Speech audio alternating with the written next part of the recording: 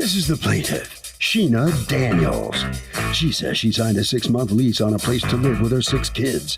And when she was ready to move in, the defendant told her she was having trouble getting rid of the former tenant. She was forced to find another place to live. The defendant's trying to keep her money, and that's why she's here suing her for the $2,700 she's owed.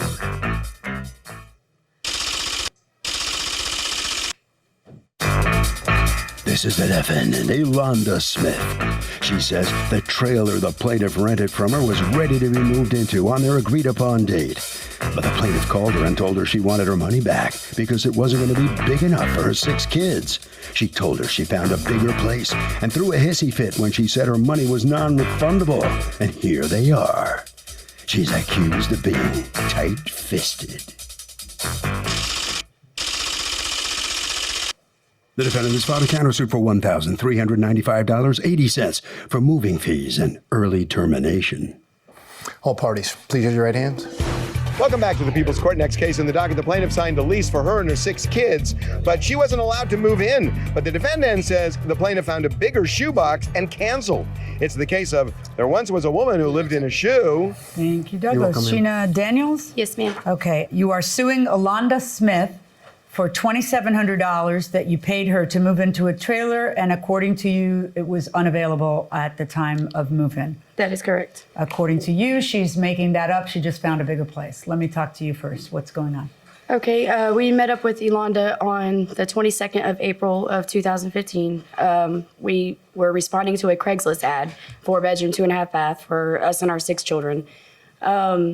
We met up with her on that day. There were still tenants in the home. She had told us on that day that they were served already the eviction notice that they would be out of the home by the 1st, that we would have the keys. We signed the lease to have for the 1st us get the keys. I get a call from her the day before the 1st. The tenants aren't gone. She said that she went to the trailer. Even the cops were called. The cops told her they couldn't do nothing about it because she didn't do the eviction notice properly. What happened with the eviction of the prior tenant? They left by the 1st. Were they being evicted? Yes, they were. Okay. They left. Were they being evicted?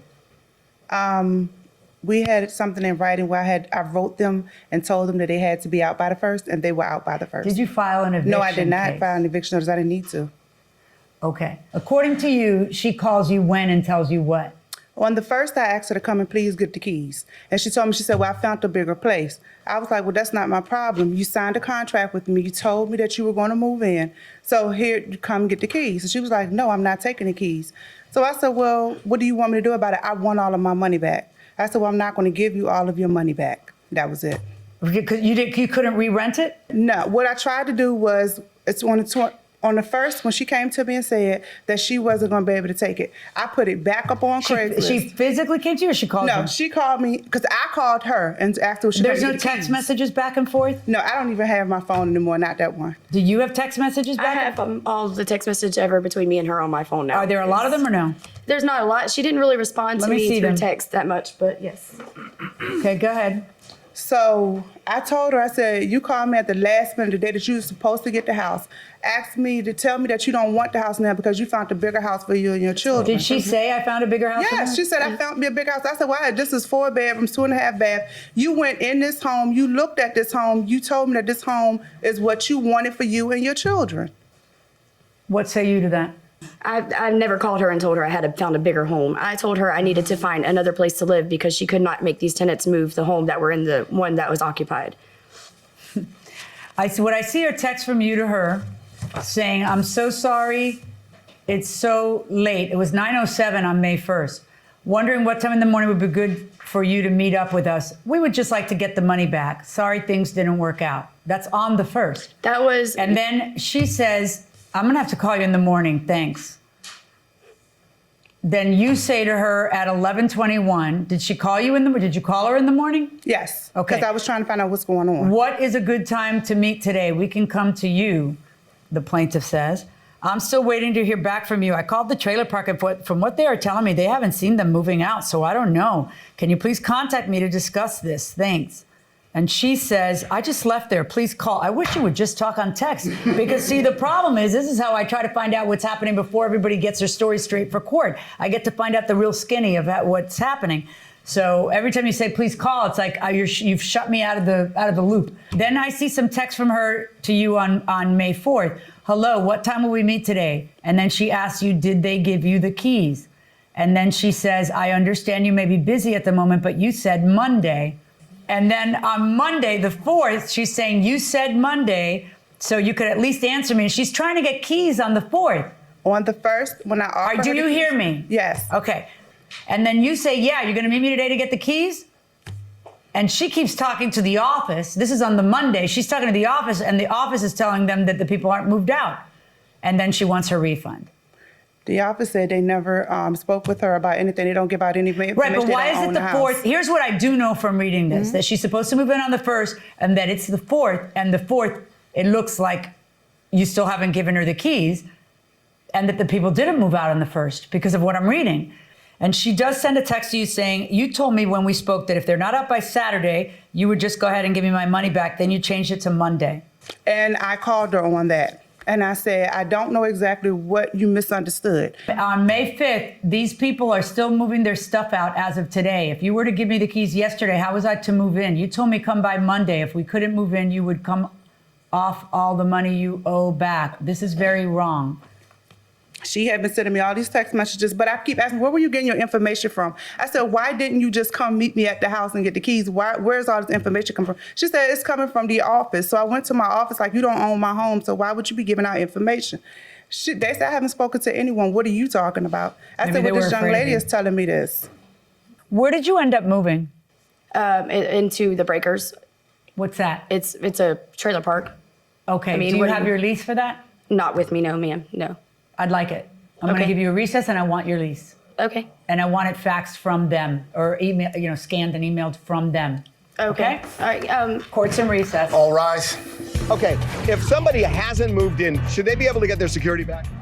Maybe partially, but not fully, because they made a promise. Is that right? Partially? You would give partially back? No, you signed a contract already saying you're going to move in on that date. So You lose it all. Yeah, you lose it all. Okay, Thanks. going inside the courtroom. Okay. So I received the lease that you signed, and apparently on the 1st of May is when you signed that lease. Correct. So when she says that, Judge, she wanted out because she found a bigger place or a better place or a more preferable place, why does this not show she's telling the truth? Like I said, when she called me the day before the 1st and explained to me that the tenants were not out of the home, I started panicking. Me and my boyfriend needed a home for me and our kids. There was no telling on how many days she would have to get these people out if she were to proceed with it. She was supposed to go that Friday on the 1st to the courthouse to find out any information she needed as far as getting the people out of the home and get back in contact with me. Okay. Now, according to you, the people, she's a complete fabricator. Can I have your phone again, and would you put it? Yes, ma'am. According to you, she's a complete liar, and those people were out on May 1st. The people were out of my home on May the 1st. That's when she told me that she had another home that was bigger for her and her children. I said, well, this is a 4-bedroom, 2.5 bath. You came in, you looked through this home. You told me this home was big enough for you and your 6 children. So I said, okay, well, that's fine. How Then much have did to you do what have pay to these do. folks, the breakers, on May 1st? I paid them $1,050 for a deposit, and it was half of that for my rent for that first month. And according to you, you did that why? When you were already had a lease signed elsewhere? She called me the day before. When I panicked, I looked on Craigslist. My friend found on Craigslist a 5-bedroom, said, hey, let's go the next day and look it up and let's go try it out. That's exactly what happened and the way it went. I don't expect to see maybe 7 or 8 texts to you saying these people still haven't moved out and not see a response from you.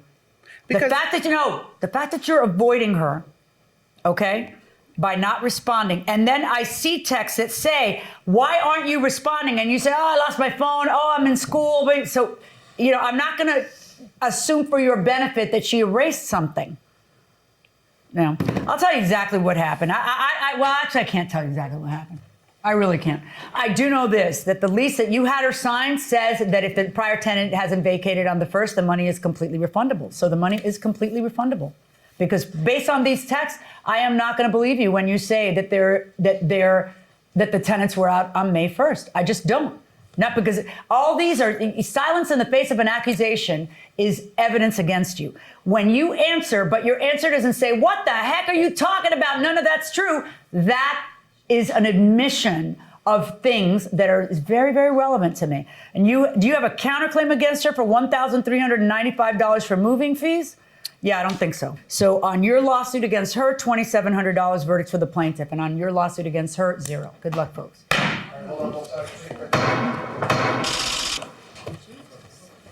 All right, so with that, the defendant comes out here. Your end of the story just didn't hold up in court, and you come out on the losing end of this. What are you smiling for?